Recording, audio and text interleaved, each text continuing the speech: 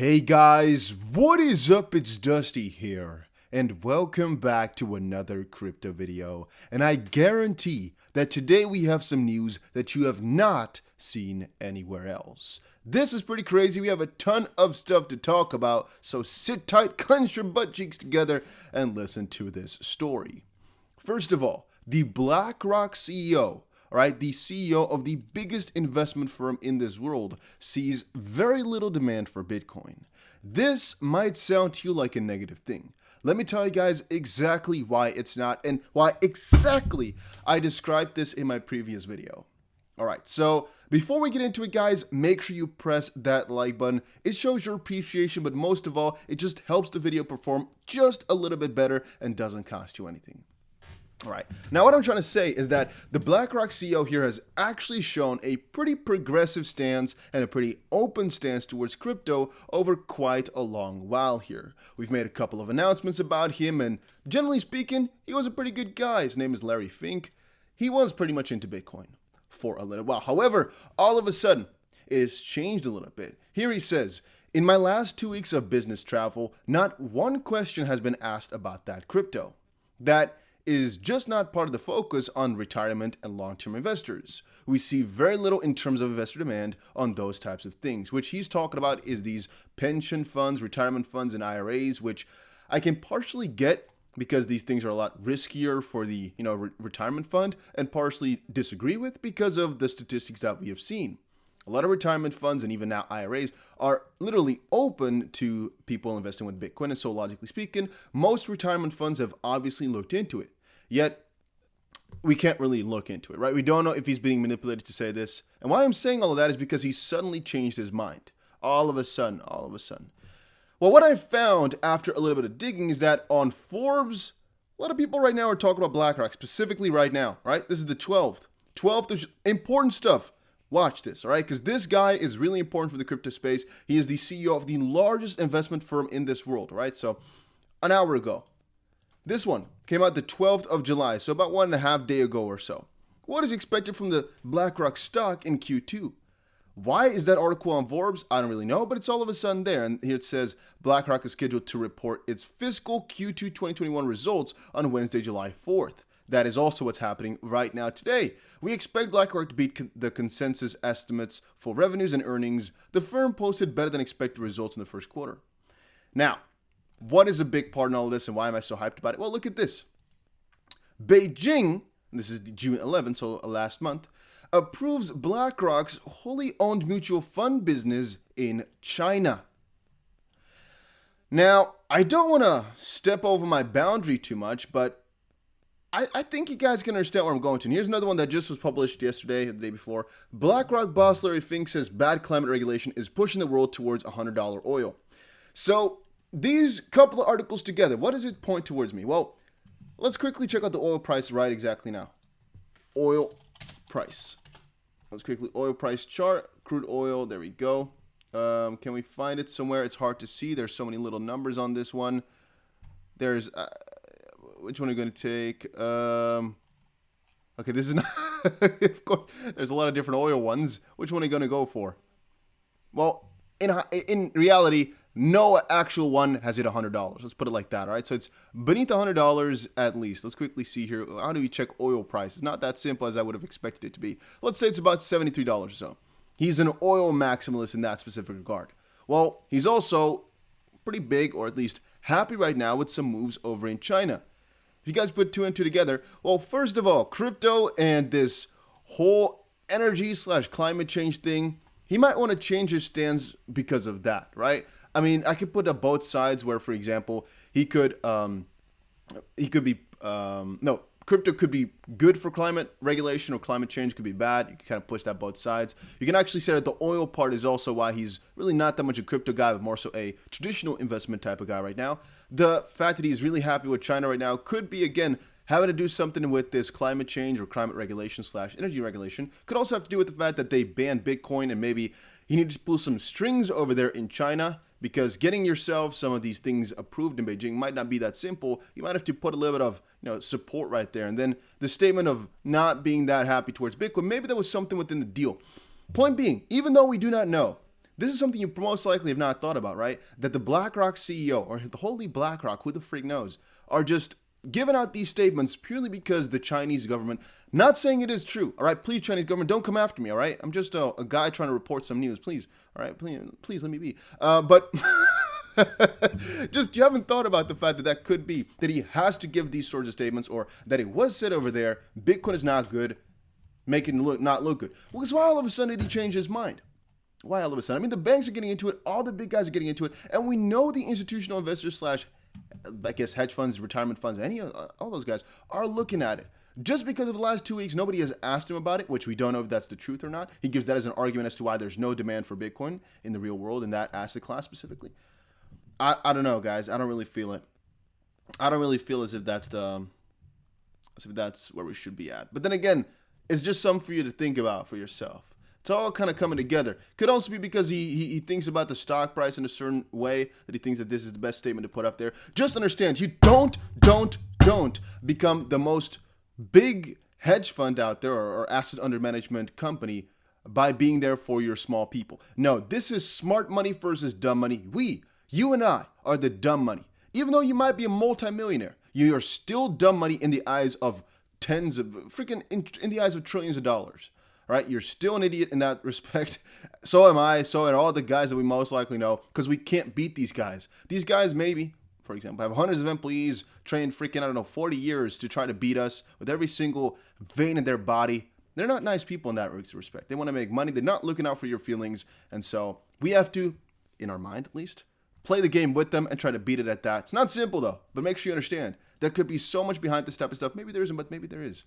And guys, before we continue on, because I have a ton of news to cover, also XRP stuff, also different stuff, make sure you join the Bybit Competition right freaking now. A link is down below. There is 30,000 XRP that's only going to be available for a couple of you guys, right? So this will be handed away, 30,000 XRP to 10 of the people who make sure they register on Bybit. Bybit is not a coin that you have to buy. This is an exchange. You have to trade XRP. That's the competition, basically. But just check out the link down below and read through it for yourself a little bit. Most people that I personally know will be participating, but I don't think they have actually signed up just quite yet. But it's mostly going to be like 5 people that I know that will also try to participate. Why? Because why not? It's free money. It doesn't cost me anything. It doesn't cost you anything. Sign up. I keep telling you, if this was not a good thing, I wouldn't have told you like this. I'm usually always the guy to tell you, oh, be a little bit careful with this stuff. This is worth it. It's 30,000 XRP. There's no risk involved in just signing up. The only thing that you might consider risky is trading. But you can actually start with freaking 300 XRP. You can do this with $150 and win up to 7,500. It's so frustrating that people don't understand. They think it's risky. They think it's something. If you're in the US, VPN, easy as that. UK, VPN, easy as that. If you don't trust it, go contact the support. They have the best support out of any crypto exchange out there. It's so simple. If you log in, I believe if you make the account, there's like a support little button right there in the bottom right. It's so simple, but you'll see. Just, it's worth it. You can always think of still not participating afterwards, but make sure you sign up at least. I'm really giving you the recommendation. It's really worth it. Then one interesting thing I noticed is that I was kind of looking through some of the plans and some of the ideas. And for example, one thing we have is the Senate Democrats introduced $3.5 trillion plan to expand Medicare. Of course, whenever I see that type of stuff, I look back at the U.S. debt clock just to kind of think about how much money the U.S. is already in debt and how much more money they're trying to put up there. You can see the U.S. federal spending already, and then the deficit. I mean, if you look at those numbers here, the U.S. is not really in a good spot. If you look at the U.S. federal tax revenue, and I guess the total state revenue together, I guess you have to kind of add those two up, right? Even at that point, I mean, whatever they're looking to spend here is so ridiculously out of proportion. It's really crazy to me. And then also one thing we can do is look into the future for a couple of years. 2025, look at this number right here on the left. Now it's actually over 50. It used to be 49 point some, but now over the last couple of months, it's actually upped itself a little bit because the U.S. national debt is growing increasingly fast. So this number is basically counting as if it's 2025 here. But you can see how much that's increased over the last like 4 weeks or so. There's a freaking $1 trillion on top of it over the last couple of weeks because that's how fast these things are going. It's, to me, really crazy. And let's look a couple years back, 2016, look at that. Just as a little example. 19. So 2016, it was 19. Right now, it is freaking, quickly check it out again, 28. 50% increase in 5 years. Yeah. And over the next 4 years or so, it's going to double again. 100% increase over 5 years again. Or actually 4 years. It's really crazy, man, but it's something I sometimes think about too. Like, how's that going? And then I kind of got on this list of the Fintech 50. So I remember that Ripple was doing really proper in the 50 list, right? So in this specific case here, I saw a Fintech list that was like, oh, what number would Ripple have? This was published last month. Anchorage is in there, who's working with Ripple. Most likely some other chain analysis we know. I guess BlockFi we know. We know a lot of these companies here. Fireblocks I do not know. Gemini we know, and so forth and so on. iCapital I know from. Kraken we know. Klarna I know, and so forth and so on. There's a couple of these ones that you most likely know already just from being in the space or having to do something with your real life, like Stripe and Wise, a lot of these things. But I noticed Ripple wasn't there, which made me think about it for a little second. Then I thought, okay, maybe it's due to funding. Maybe it's because they're not, young enough. Maybe this is about 2021. But then I was like, well, but Kraken, what was that? Was it Kraken? Which one was in that list that we know of now? Let me quickly see the name again.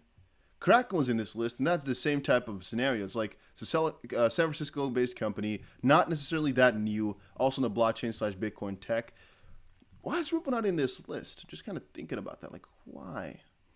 Why not? It's not a top fintech. I mean, the CNBC thinks so. It was number 38 on that list this year, and I don't know, it was like 20-something last year, 28 last year. These are the disruptors in the top 50 list. But again, that's not fintech. I'm sometimes thinking, what exactly would you classify it? I mean, it's definitely a fintech company, but why is it not high? How do they classify this type of stuff? How does that work? How do you classify one as being better than the other in this specific sense? I know they're just sorted by name, not by one being good, but how do they know which ones are the top, and how do they measure that? Something which I really find interesting.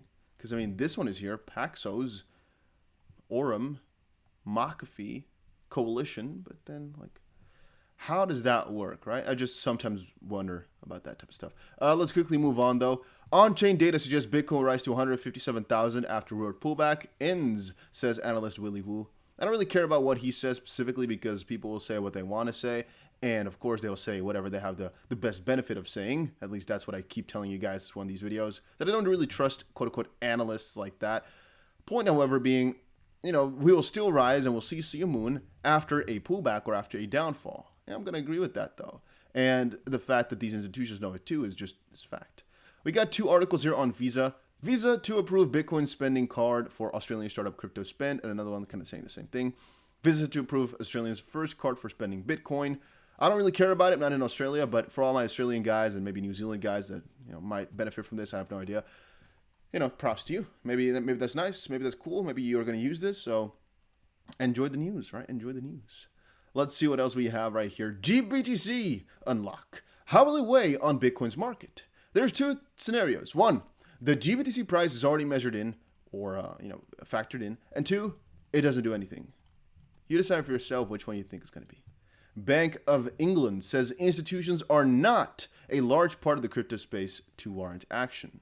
Also, once more, coming from a Bank of England specifically, you know how they are more prone to say no to Bitcoin than say yes, logically for two main reasons. One, of course, the people are going to have to take the money from their bank and send it to a crypto exchange or send it to the crypto realm, which takes the money off the bank, leaving more or less money in the circulation over there, which leaves them with less profit at the end of the year.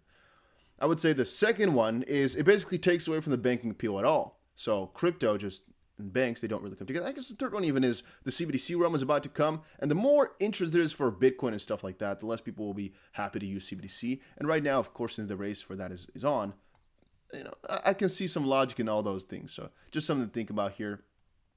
Let's quickly see. The Bank of England says crypto assets do not pose a threat despite becoming more interlinked with big investors. At least no action beyond monitoring for now. That's a good thing though, right? I mean, that specific part here, not that bad. He's just saying, hey, crypto is not really that big a deal, while repeating his warning that crypto investors can lose all their money because crypto assets have no intrinsic value. Bank of England Governor Andrew Bailey said that while institutions are not a big part of the crypto space, the rapidly changing industry requires attention. And that's basically the back and forth right now. From an institutional point of view, the evidence does not point to it being a large part of the picture, but we clearly have to watch it very carefully, as we do because it's a fast-changing landscape. And I guess we can give him some thumbs up for that because it's partially the truth. And then ex-Swiss bank CEO fined for insider trading. This is not a new article. Why did I put this up here? Because I want to make the story really clear for you. Don't think that these big guys, even a Brad Garlinghouse, even a Chris Larson, is here to make you money. Don't think they're doing it here to really help you out. Any person that you think that's extremely wealthy out there, we're talking a couple $1 billion worth, or a company that's billions or trillions of dollars in assets under management or worth, don't think that they're doing this for you. No. If you're a stockholder, maybe. If you're part of the system, for example, you might have the same type of goals. And that being, for example, if you're part of the Swiss bank and you hold a share in that, if it's a public thing, I don't even know about that, you might benefit from this. If you are, having your funds over in BlackRock, you might benefit from this. If your funds are in the Bank of England, you might benefit from some of those things. If your funds are with Ripple, or you're holding the intermediary XRP, for example, you might benefit from those things. But don't think that these guys are all doing their work because they want to help you out. No. They have numbers to take up. They have numbers to report to their bosses or to report to other people. There's a board in every single one of these public companies. There's a board. There's people you have to explain to what the frick you're doing. And if you're not maximizing your profit in some way, shape, or form, or sometimes maximizing goodwill, it depends a little bit on the strategy, obviously. But you can't really explain why you did certain things, or you can't explain why you didn't maximize profit properly. You have a little bit of a problem right there. So don't think, oh, no, I was doing it for the people. No. People don't work that way. No. Especially high up like that, they don't. So better understand that it's not a game where the odds are in your favor. It's all stacked against you, and that's why we all come together in these freaking communities, man. That's why you're all here most likely too. We're trying to find out exactly how we can get a little bit of an edge and do good, and it's all up to yourself to understand the game that they are playing, see it, and conquer. Sounds a little bit like an inspirational thing, right? So you see it, and you conquer to make money against a big foundation. I don't know if it's really like that. I don't know if it's that deep. But you guys hopefully get the picture. And make sure you just understand. If you have it in the back of your head, you're most likely golden as you can be. And as long as you know that these guys are not trying to make you money but trying to take it from you, you're going to react most likely a little bit different to it. And just know that if some people are telling you to sell your coins most likely, or telling you it's not good, they might have a different opinion in the background. They might just tell you something because they can make more money that way. At least that's my thought process, by the way. All right. Once more, I don't have to be correct. It could be exactly wrong. Could be that BlackRock doesn't care about us at all, and they just make their money anyway. They make their money on other institutions. Who knows, right? Who knows? I'm just putting it up there as an idea, and you think about it for yourself. And by the way, I should quickly reiterate again why XRP. Why do I always talk about that one? It's because it's not that I think that Ripple is the best company for us, because I don't have a share in Ripple, right? So obviously, if Ripple does good, it doesn't necessarily benefit me. But with XRP being one of their main solutions, if they do well in the end of things, they might have actually built quite a big road for XRP too. And I mean, I'm not going to say that Ripple is the only company to be able to do that, but if Ripple is a part of that and doing that, I can see some good parts in that logically, right? If Ripple works on it, I mean, yeah, I can definitely see that, and I can feel that. But also from the perspective of, well, what is XRP going to be used for, and what are the benefits to to Chris Larsen and Brett Garlinghouse and all those guys, David Schwartz, for the price of that crypto to go up. Well, since they have a lot of it, it's most likely beneficial for all of them to have it go up too. I mean, the same thing goes for Bitcoin, the same thing goes for Ethereum, the same thing goes for a lot of those cryptos. But with Ripple, I mean, it's the way that, as Ripple as a company also has benefit if XRP goes up, even though they'll never tell you it is that way. If you kind of see it from that perspective, those guys basically stack the odds not against you as an XRP holder, but basically against people who are betting against XRP, right? Because that's the guys that they're basically playing. So I kind of feel as if we're in kind of a team with those guys too, mostly because the foundation is there to some degree as well, right? I'm going to quickly note again, Ripple and XRP are not the same thing. Ripple is a publicly owned company and XRP is a cryptocurrency. Ripple, however, owns a lot of XRP, and obviously it's in their best interest too if the price of that crypto goes up. Will they actually be able to manipulate the price? That's debatable. Are they the only guys that can take the price up? No, it's mostly just a correlation with Bitcoin. But in the end of things, it is in their best interest, and that's just something that kind of feels good to me. There's multiple cryptos that are in the same type of basket, but I chose XRP because of this lawsuit right now, mostly. And of course, the fact that they're changing the cross-border payments realm, and right now the CBDC realm are just doing creme de la creme, basically just amazing. Yeah, it just gives it an edge over a lot of other crypto, and I think it's worth the risk to reward, basically. It's a good risk to reward. I'm trying it out, and I think it's going to be doing amazing. But yeah, guys, once more, sign up for the competition. There's no negative side to it. You should. I keep telling people, but some people don't understand. If you made an account, but you actually made your account under a different guy when you made your Bybit account, you can actually, first of all, ask the support to see if you actually are registered through me. If that's not the case, just make a quick new account and deposit a couple hundred XRP or however much you want to trade with, and you're golden. You're good to go. We need to get 500 people to register. You don't actually have to, honestly speaking, you don't actually have to trade to get in there, basically. You can actually just sign up and then later decide you don't want to enter, but at least you're in there then to make your choice later on. Just join, as I just said. No harm in it, no negative side. You don't have to actually spend any money on anything. If you already had a Bybit account, easy as that. You only have to press one little button and you're in. It's so freaking worth it. I keep telling you guys. And if not, if you don't want to do it for yourself, you can actually help some of the community members, because in the end, guys, this is free 30,000 XRP. The less people there are, there's only 1,500 XRP for free now. If we get to 500 people, that's 30,000 XRP for free. Sign up, go do it. I almost feel like a freaking promoter, man. Once more, it's for you guys. It's only for you guys. It's only for you guys.